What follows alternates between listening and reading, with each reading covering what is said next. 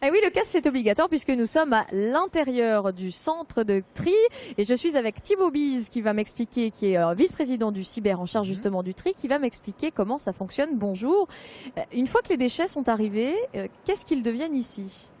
Alors, je ne vais pas rentrer dans les détails, mais c'est assez simple. Vous avez une succession d'opérations qui se font par des machines qui vont trier les déchets en fonction de leur taille, en fonction du fait qu'ils soient attirés par un aimant ou pas, etc. Différents processus. Et derrière, à chaque fois, systématiquement, vous avez un contrôle en passant sur un tapis roulant par des opérateurs qu'on appelle des valoristes, qui travaillent dans la cabine de tri derrière, qui vont aller retrier les déchets de tout ce qui ne s'est pas passé comme ça aurait dû se passer théoriquement. J'imagine qu'il y a aussi des déchets qui n'ont rien à faire dans les déchets recyclables.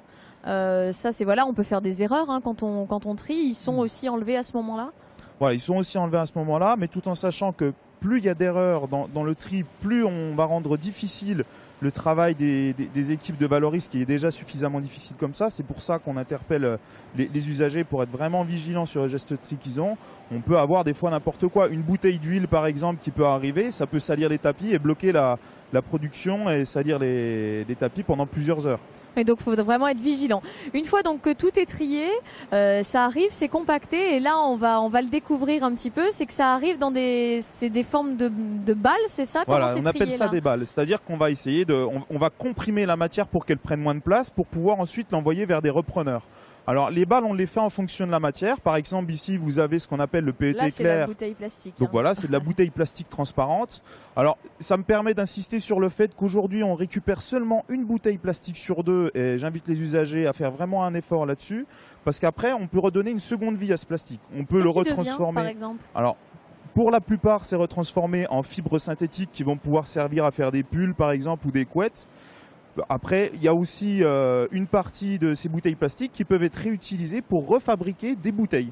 Alors, rarement en totalité, mais en tout cas, une partie de la bouteille de certains fabricants, une partie de la bouteille est issue de plastique recyclé. Et puis on le voit, il y a aussi d'autres matériaux. Il y a de l'aluminium par exemple. Voilà, alors là au fond on a l'aluminium qui est mis en balle. L'aluminium il peut servir après derrière à refabriquer par exemple des vélos ou des trottinettes, tout ce qu'on peut retrouver en matière aluminium. Donc ça c'est vendu, c'est-à-dire que les balles qui sont faites ici, vous les revendez à des entreprises spécialisées.